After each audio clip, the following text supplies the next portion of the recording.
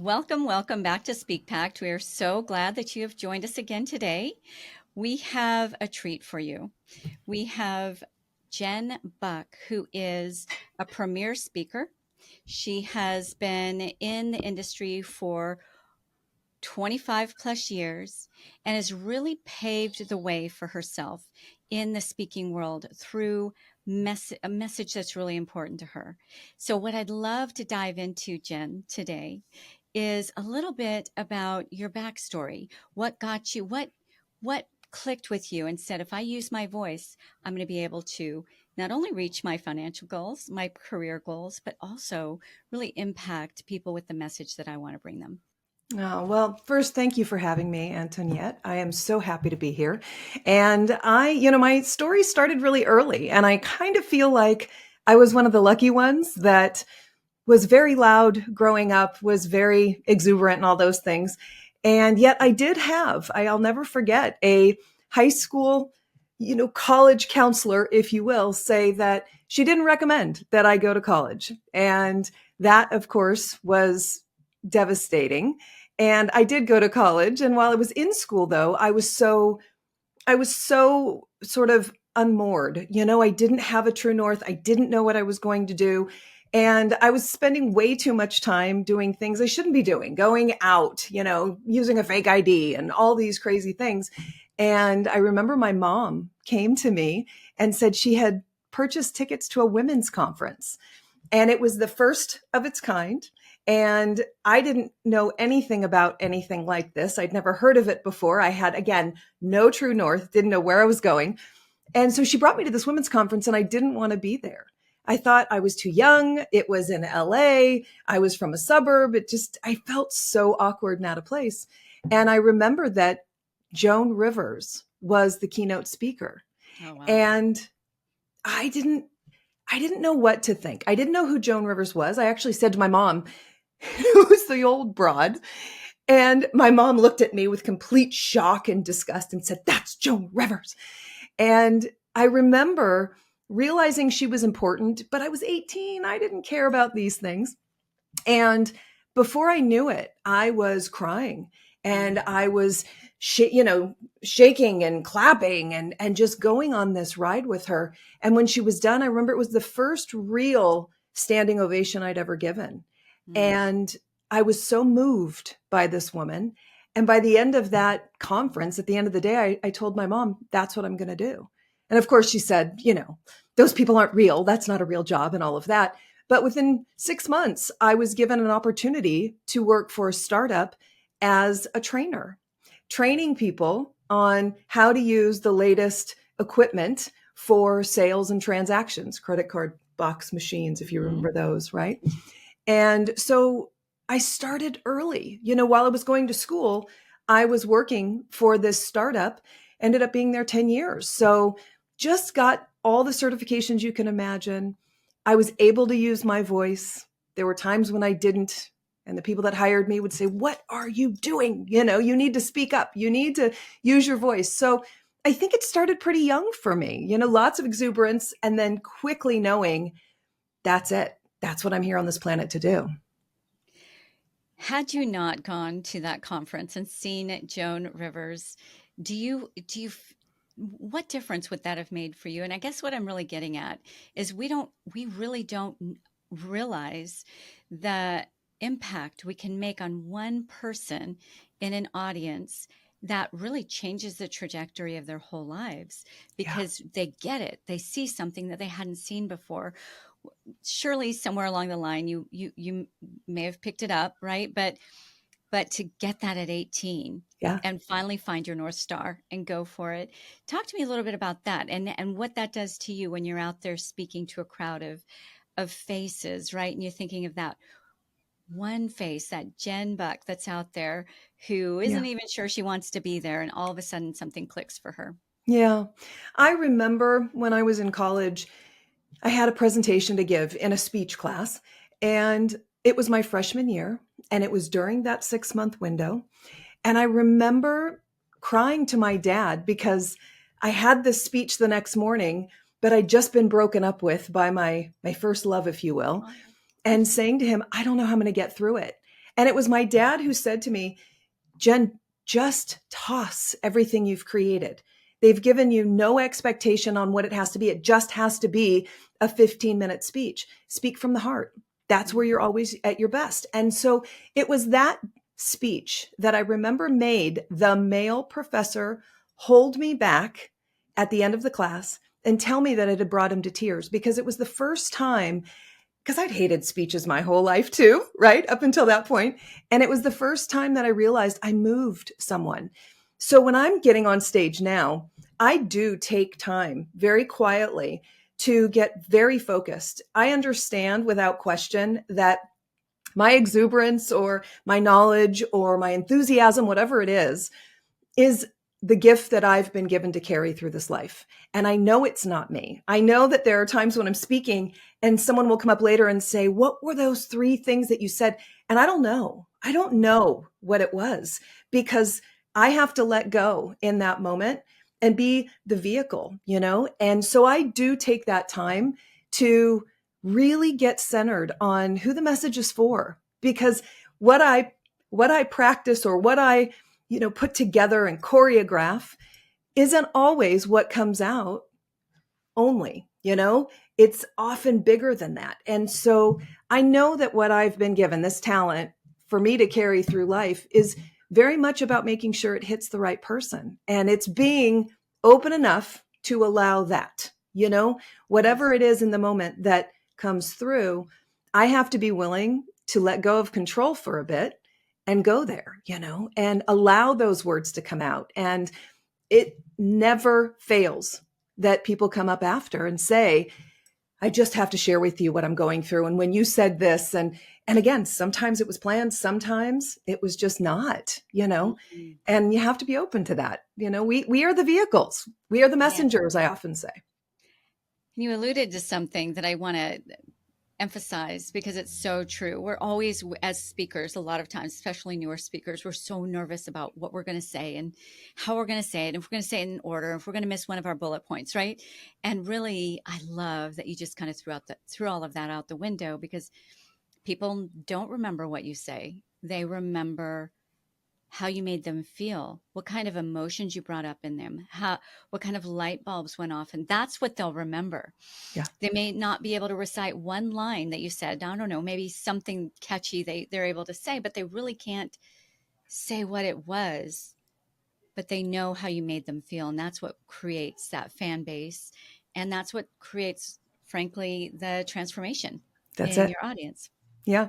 And I'm still a big proponent of being very prepared and having a plan and having words that I just nail over and over and over again. And I am absolutely someone that believes in the choreography of a keynote.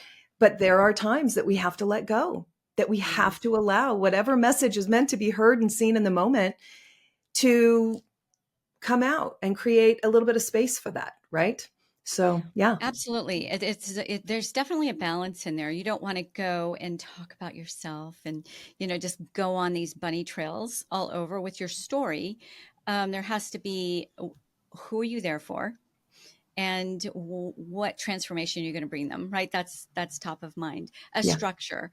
I'm a belief in PowerPoints to help people follow what you're saying, but not for something for them to read, or not even really to take pictures of. Sometimes that's great if there's a graph that is illustrative of something that you're bringing across, but really it should support Jen Buck and what you're saying versus the PowerPoints supporting you, right?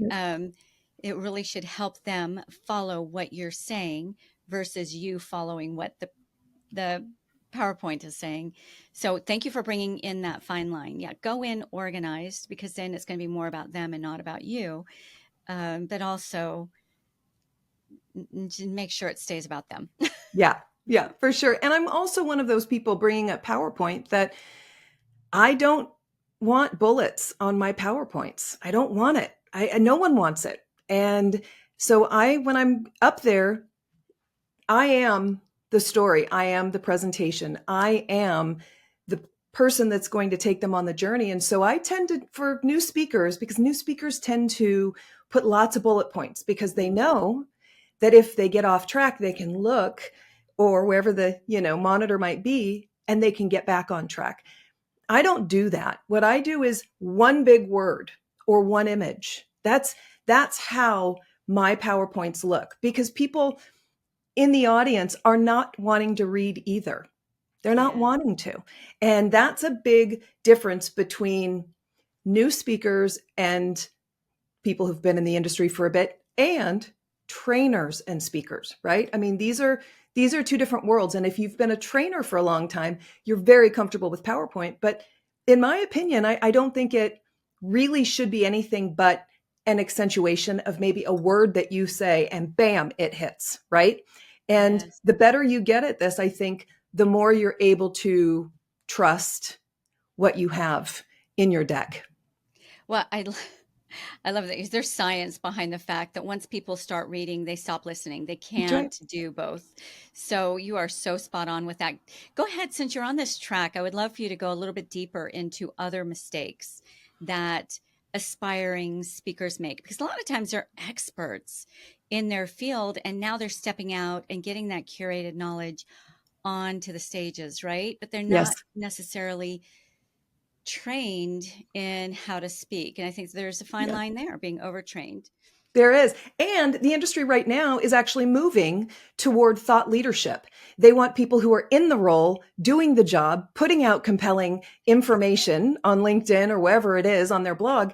And those are the people that they're putting out on stages now as keynote speakers or breakout speakers. And so it's a very different world right now. So I've been a professional keynote speaker for 25 years. This is my job.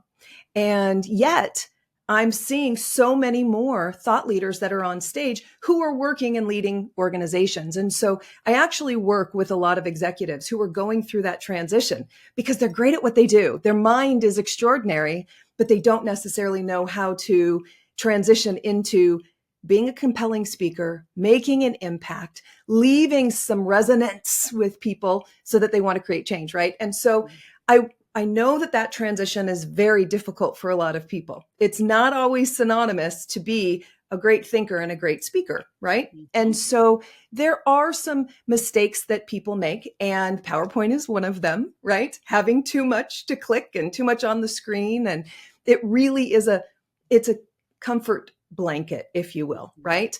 But I think also that a lot of new speakers don't realize that they need to hit the ground running.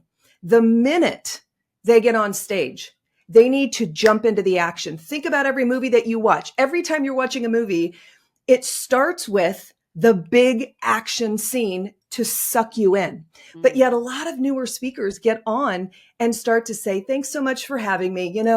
It's really great to be here. I've been doing that. And they give this backstory. No one wants it. What they want is something that's going to bring them to attention and make them go, wow, right? Yes. Because what we know about impact is that it's about making them feel, making them laugh, and doing something unexpected. And that has to be what you do the minute you step on stage.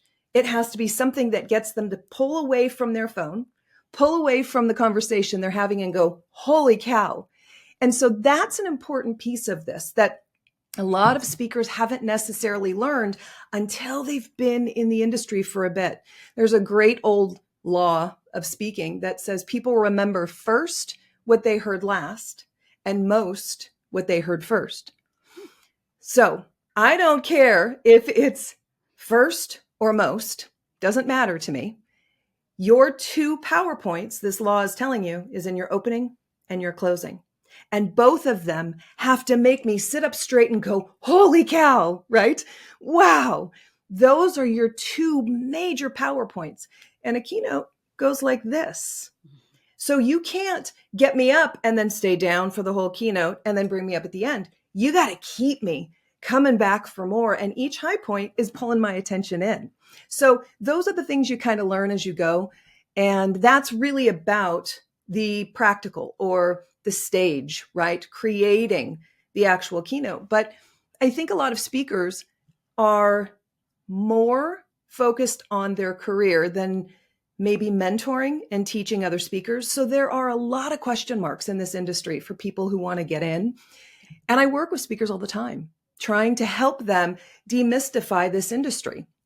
We all win. And when we hoard information, only one wins. And that's not good enough if we're going to stand on stage as a leader.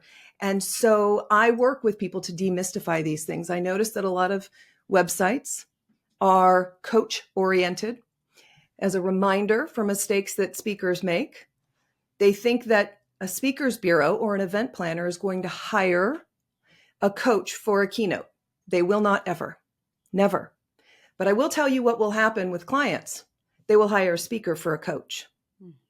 So your website needs to be speaker, speaker, speaker, speaker, speaker, speaker, speaker, not coach, not trainer, not podcast host, speaker, speaker, speaker, speaker. And that's one of the big shifts in mindset that a lot of people need to make, because they're thinking, but my moneymaker, I'm shaking my moneymaker as a coach because that's where I make money. Fine.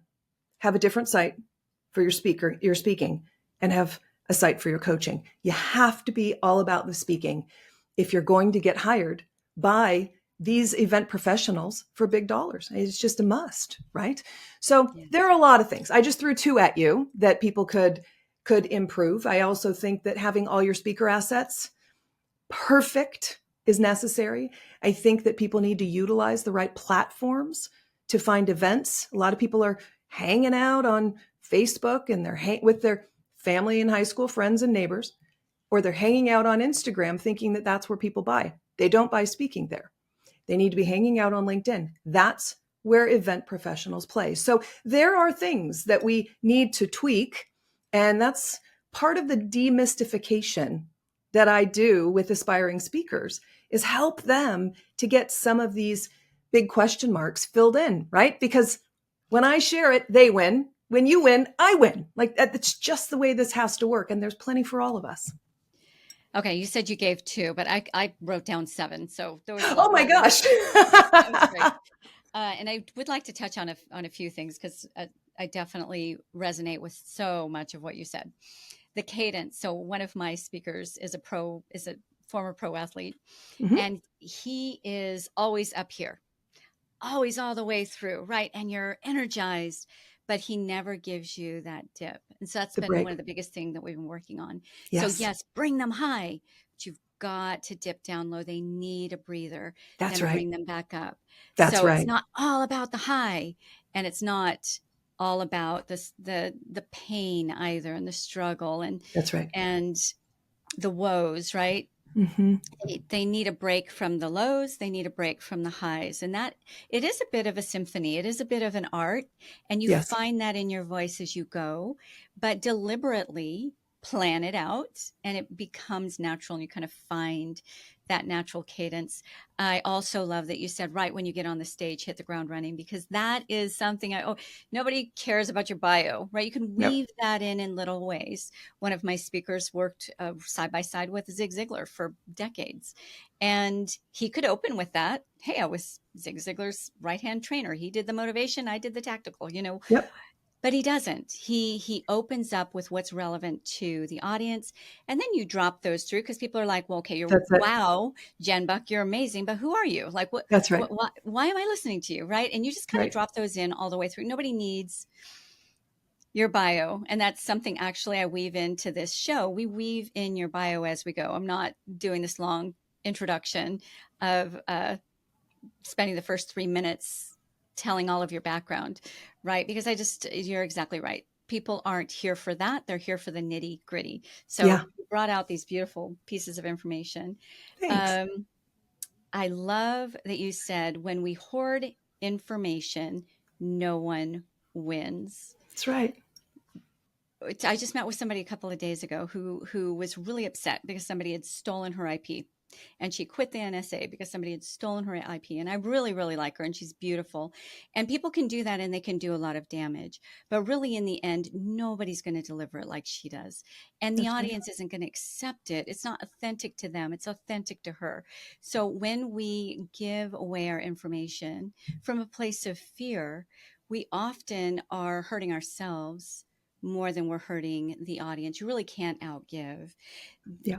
There is nobody who's going to deliver Jen Buck's message the way Jen Buck does, right? There's That's right. nobody who's going to deliver Antoniette Rose's message the way you could have my entire script and you're not going to reach the same people. So when you give in an abundant way, that's when you really, it's just like, wow, if Jen's giving this away and this is just a 45-minute talk, how much more is she going to give when I link arms with her and work with Yes. her on a deeper level? Yeah. So love that you brought that up. Yay. So tell me a little bit about when you, do you recommend that aspiring speakers do, this is another one, just like, I don't know how to say it because there's free when it comes to money, and then there's free when it comes to you really getting nothing, right? So to do free events, what are your thoughts on free events? Yeah. So I think there has been for years this conversation around fee parity and making sure that you get paid for every event. And I am constantly reminding speakers that they're not going, and I mean aspiring speakers, that they're not going to be able to play in the big leagues if, sorry, now that was mine. I'm going to go ahead and start this again. That was I got my a delivery. great post-production team. Yeah. Good. So I'm constantly reminding speakers that free can be actually very valuable. And we have had conversations for years around fee parity and consistency and all of that. But what aspiring speakers don't realize is that your speaker reel, your testimonial reel, your client, information, those types of things are gold and will get you on bigger stages. And so you may not be getting a lot of offers for big dollar keynotes right now, but you may be getting offers for something across town that you can go and do this keynote, spend an hour and a half of your time. And now you have footage of both video and photographs. Now you've got people that are willing to talk on video about how phenomenal you were. You've got a client, you've got written testimony, you've got all this stuff that is going to get you that much closer to those paid events. And I think that people sometimes let their ego get in the way. And I remember during COVID and the lockdown that all of a sudden I had all of these different, events that were just literally disappearing before my eyes. Yeah. And at that point, I was having 2 years worth of events because at that time we were booking very far in advance. It's very different now, but it was depressing to watch this happening. And then I'm seeing all my competitors, if you will, all my colleagues starting to put out these different posts about their Zoom meetings and their Zoom trainings and all of that. And trust me, I was like anybody else at the time. I knew what Zoom was, but I wasn't adept at it on any level. And I called a client and I said, I'm going to assume that we're going to cancel this, upcoming event that's coming up. And this was actually a corporate training client. And the more I talked to this woman, she told me that she's being bombarded with speakers who are trying to now get in with their Zoom trainings. And she said, what they don't get is that we're hurting too. We don't have the money to invest in training right now. We don't have this. And she said, my inbox is flooded. And at that moment, the light bulb went off. And I said to her, knowing that I just had 2 years of events that had blown up in front of my face, knowing that I still had bills to pay, I still had things to take care of. I said to this client who I'd worked with at that point for about 5 or 6 years, I said to her, until the end of the year or the end of, we didn't know how long the shutdown was going to be happening. I'll give you as much free training as you want. You don't have to pay me. I will work with you once a week. We'll get your leaders in. We'll get your employees in, whatever it takes. We will do this as much as you want. And when that light bulb went off and I hung up the phone, I literally called every corporate client I had and said the same thing. I'm telling you that between March 12th and the end of that year, I made $0, but I've never worked so much in my life. What do you think happened the minute the world opened? The loyalty level, the commitment to me, the words of affirmation that I've received from all of them was off the hook. And I say this to you because free does pay. It just may not pay in dollars in the moment, but it pays, and it pays on many levels. Yes. So true. And most of your next engagements come from your last engagements, That's right. right? Best So place to when you're sell. there speaking, somebody's in that audience saying, wow, I need Jen to come and speak to our corporation or come speak to Yep. my ladies group, whatever it might be. That's right. So I turned a dud of an event. I thought I was going to speak in front of 8,500 people. It turned out to be 10, three of Oh, whom were my own speakers. oh my gosh. And I turned that into $33,000. That's So amazing. you're just so spot on. There are so many more ways to monetize a speaking engagement outside of the host from the check or the hosting organization, right? That you're That's training right. for. What That's are right. some of the other ways that you monetize speaking outside of maybe that host direct from the organizer? So I have books that I've written. It's something that in this industry, it is important. Nobody cares if they are written as a collaboration. No one cares really if it's a bestseller or not. I mean, those things are all great, but what they do care about is that you're staying in the game and continuing to put out information. The great thing about that, of course, is that we've got the ability to self-publish. No one cares if it's not a New York Times bestseller. Again, Yes. they care that you're keeping your voice out there, you're staying relevant, and you're talking about things that fit within your niche. And so I will at times sell books at events if that's what they're looking for me to do, right? It's for me, it's a lot of work to sell at an event. And so for me to be doing the transaction can be a bit cumbersome. But if the event says, oh, we've got people, they'll take care of it. You just stand there, talk to them and sign the books. I'm all for it. Right. But that's one way. I've also actually had during COVID, I had an event that was done and there were 10,000 people supposedly on this event around the world. And I was given the list of people who'd opted in for a prize that they were doing. So I may not have been paid for that, but I certainly was able to get people's names who had opted in, and those then became part of my information, right? Mm. It became part of what I can now market with. So not traditional, but certainly a way. I was also given a list one time by an event that I did in Chicago that they gave me thousands of people and their information. And so there's a different way to be paid than just in dollars. Trust me, I want the dollars. I do want that. But sometimes it is by having an add-on. I also often put, or it might be information. I also will add in because the speaking industry has changed and it's more competitive with the rise of things like Clubhouse, where people are talking on a social media platform. A lot of people are sort of wetting their whistle for becoming a speaker, right? It's not on any level the same to talk on a social media platform as speaking on stage, but it gets them realizing how powerful their voice is, their thoughts, their vision, right?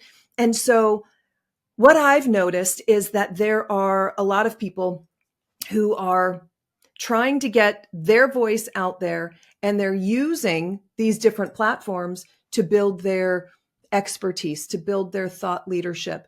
And what's happening now, I think, is that a lot of people are taking that information and monetizing it into podcasts, monetizing it into coursework. I've worked with a lot of people who've decided to take their ideas and their thoughts, put them behind images. They have recordings, and now they're monetizing it in this course, right? That might be $99. I've also seen that with the industry changing as it has, that we're starting to see that people want not just sort of the giveaway, a course at the end of the keynote, but they're wanting some type of Zoom meeting or something afterwards. So while I don't do coursework, I have lots of courses that are out there, but I don't often do that. What I do is actually the live versions. And that for me has been great. I call them fireside chats. I offer them 30 days out. Anybody who wants to join the Zoom, we can come in, talk about what's working since they applied what I taught, what's not working. So I think there are layers and levels of how we can monetize. I sometimes give out free books, just to whoever, bring 10 books and they can raffle them off. I mean, there's always a way to get my information into their hands or to get me in front of them. And so whether it's monetizing an audio over images and making a course, or being with me live, buying books, I mean, I'm open to anything and everything. I love innovation. And you're right. People want the information, and we all go to different places to get that information, right? So why not be there? Be where your people hang out like grapes, Yeah. right? Gather like grapes. So tell me a little bit about, outside of your organization, how did you start getting those very first speaking engagements then, as opposed to how you're doing it now? Oh, what a good question. So in the beginning, when I was working for that startup and I was doing the leadership development training and responsible for training, thousands and thousands of people twice a day, I heard in the newspaper, that's how long ago that was, I know, those ancient things. So there was a listing in the Sunday paper that there was a seminar company looking for trainers. And I went to this hotel for an audition, and they told me right out of the gate, because I was 28 years old, we don't hire speakers under 40. And at the time, I had all these certifications, right? I had 8 professional certifications. It was over 140 different courses I could train. But I walked away, then got outside and thought, no, I'm not leaving. And I went back there, and the woman said to me, in line, like I mentioned, and I was just resolute. And I ended up getting the audition because I showed her my certifications. I showed her 10 years of experience, and I got the job on the women's conference. So it was full circle for me all these years later. I think a lot of speakers forget, or aspiring speakers, that it's really good training ground to work for a seminar company. And that's where I got it. I was on that women's conference for 7 years, traveling to every state in the union and, seeing thousands of people at the time a day in those audiences. I got my chops in the beginning from a seminar company. So whether it's national seminars or Paget Thompson or I can't even think of the others right now off the top of my head, they're great training grounds to get your feet wet, but also to start perfecting what you do. Now what I do is very different, right? I've built extraordinary relationships with about 26 different speakers bureaus out there. So I work with speakers bureaus all the time. I've also hired an assistant who is combing the internet constantly for call for speakers. And so I'm constantly looking, but there are also ways that if you're an aspiring speaker, that you can find collections of events looking for speakers. Some are no pay, some are full fee. And you might find that by doing a Google search for call for speakers. If you don't have your Google alerts on for call for speakers, you get 5 of them. And then getting very specific in your niche, you need to. So call for female speakers, call for speakers, women's conference, call for speakers 2025, whatever it is. So I will get every day my 5 emails. So sometimes there's gold in there, and I can do a very high paying event. A lot of times it's for a freebie, and I don't always do those unless it's in my backyard. And yes, I still do freebies. I just did one at an elementary school about 2 weeks ago. But I am constantly searching. You can also search call for speakers on your social platforms, all of them. You can use tools like eSpeakers. Everybody should have an eSpeakers profile up without question.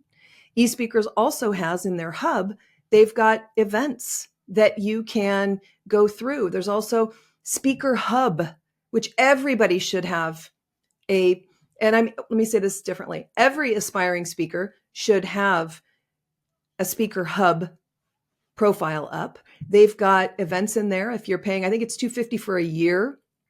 And if you're paying for that, you are given access to all of their events. You've got Speaker Tunity, a very low price. I want to say it's somewhere in the 40 range a month, which I know sounds scary. I'm What's that? actually Jackie Lappin. I'm Yes. interviewing her next week. Yeah. Yes. They've got so many opportunities broken down by type of speaker that you are. Brilliant. Charlie Jane speakers.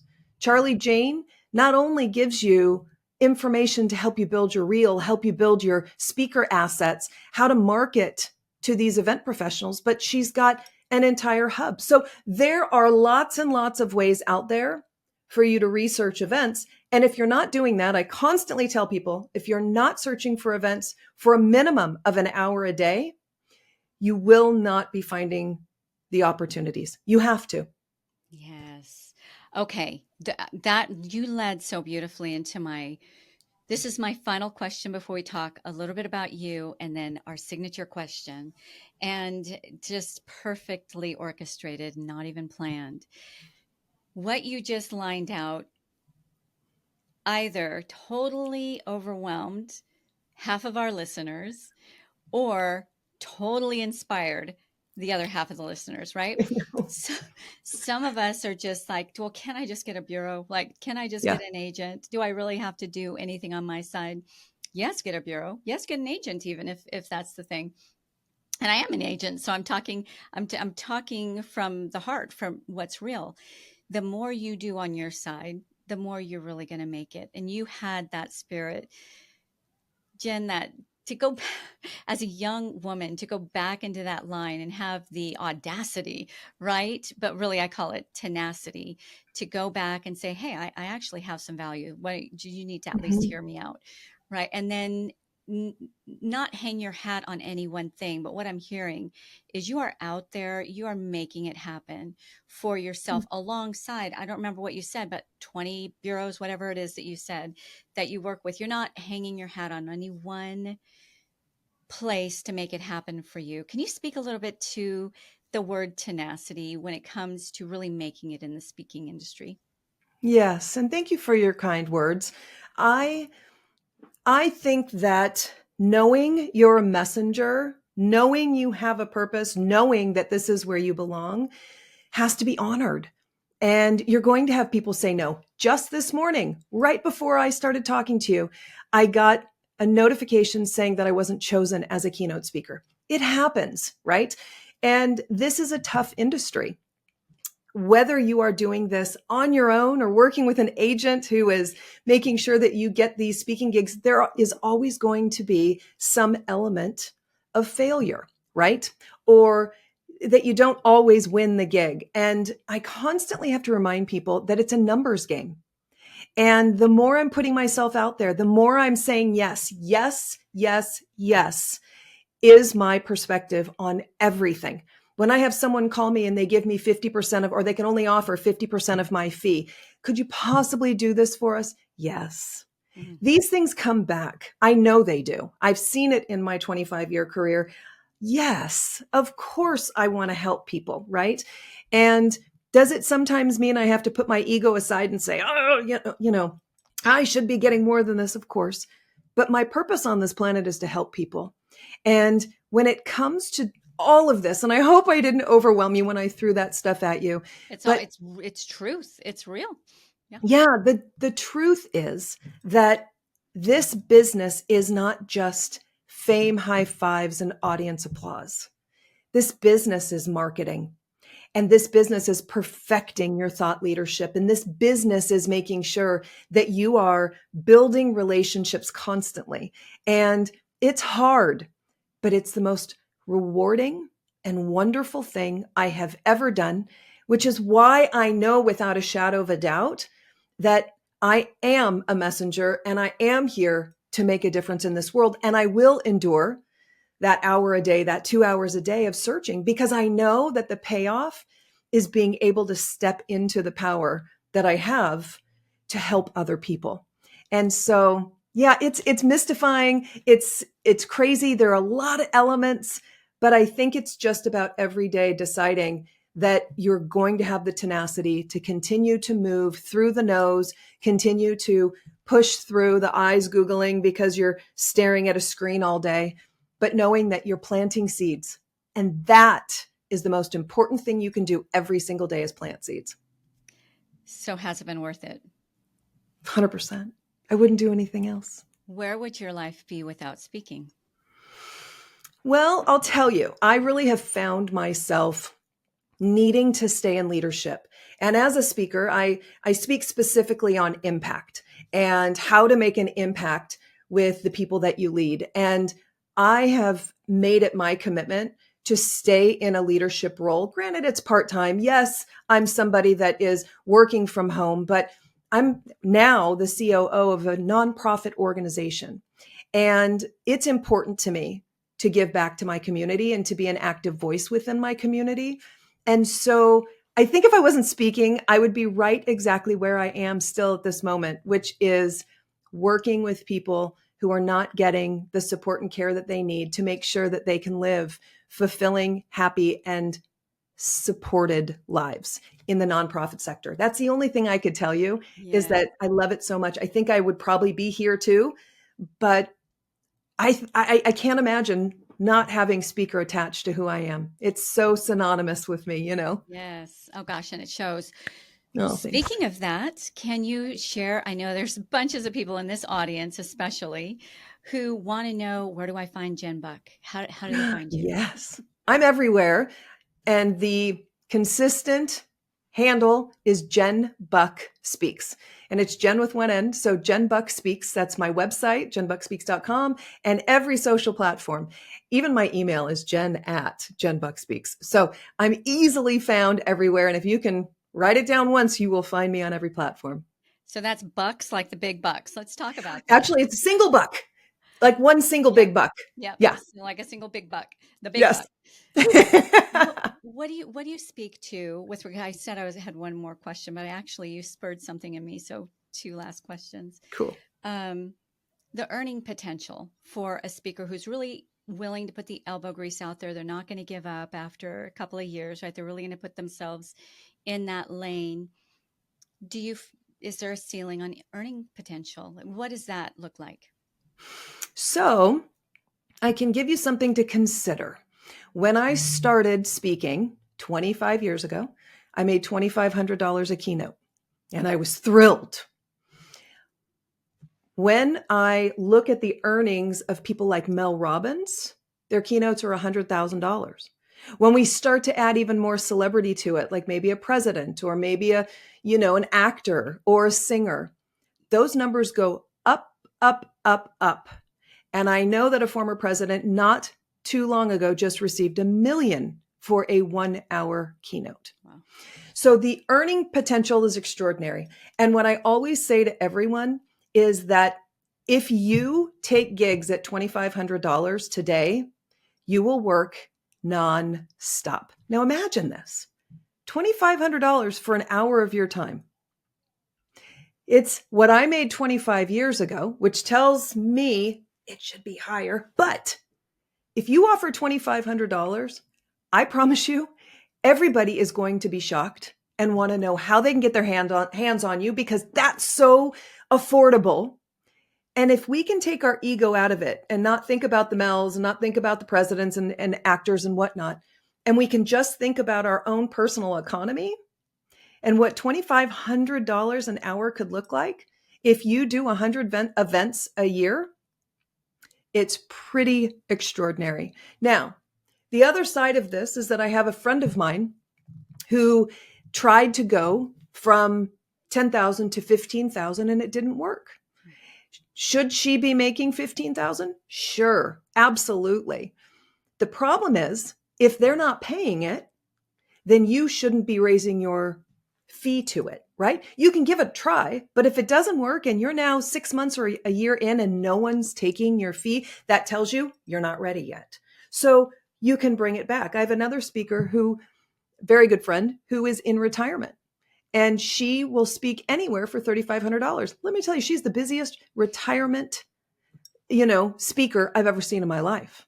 Always working. Why? $3,500 is music to the ears of those who are hiring. So you have to find your sweet spot, but can you make money? Ridiculous amounts of money.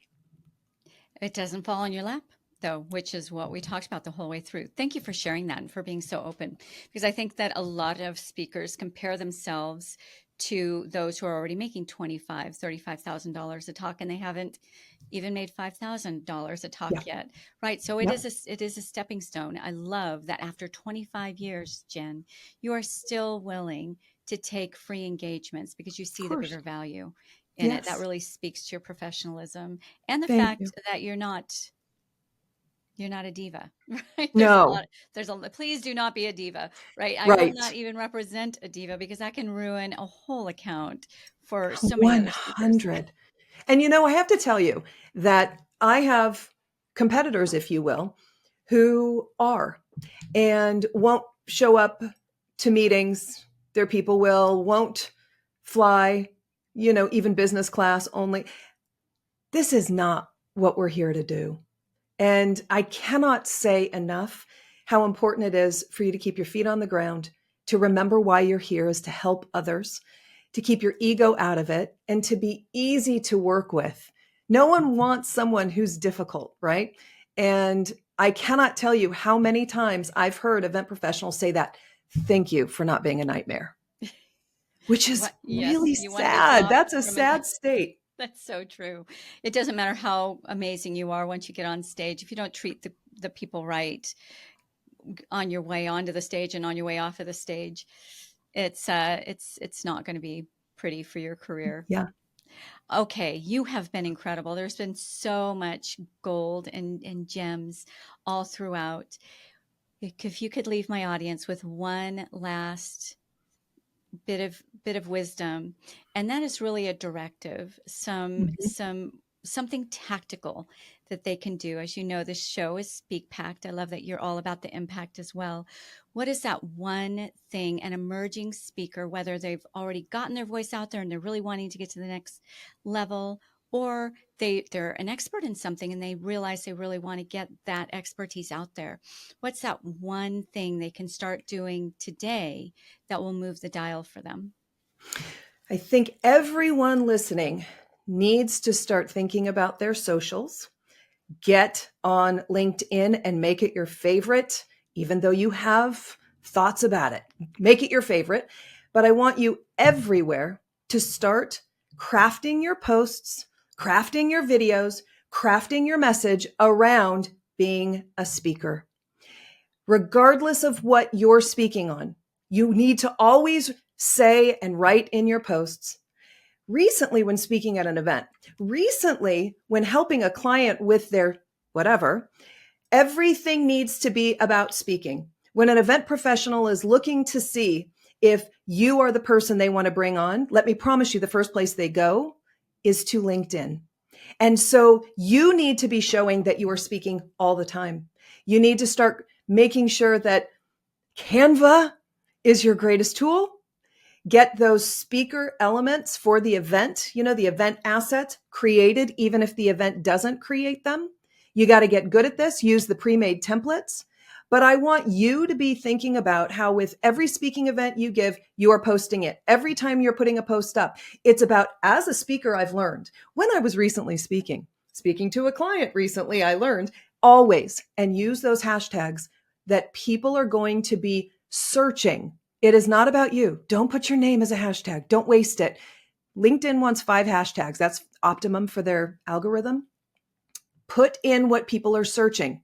And if it's the title of your keynote, that's not necessarily the one you want. You want things like speaker, keynote speaker, event speaker. You want to be putting things down like speakers bureaus, speaker management, aspiring speaker. You want to put things down that other people will search. So when an event professional is looking for someone and they want an impact speaker, because that's what my whole thing is impact, I will put impact and speaker as 2 of my hashtags, right? Or impact speaker. So be more strategic.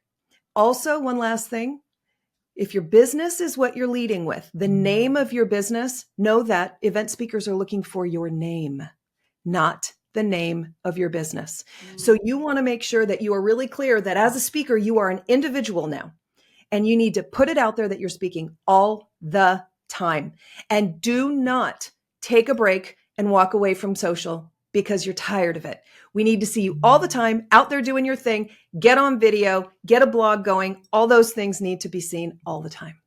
Ah, brilliant. Okay. So basically, step into the shoes of the person you want to become, right? Even if you're not there 100% yet, start declaring it, start That's it. saying it, start being searchable along those lines. And then when you do get those engagements, shout it from the rooftops, don't hide, right? That's brilliant. What, talk about a pact to impact. That's amazing. And you've been such a delight. Thank you for being with me Yay. today. This has been a lot of fun. You are so welcome. Hopefully, we can get in touch after and talk about where we might be able to collaborate as well. We'll love that. We'll love that. Definitely welcome that. Okay. And for our audience, thank you for joining us today and be sure to come back. Ciao, ciao for now.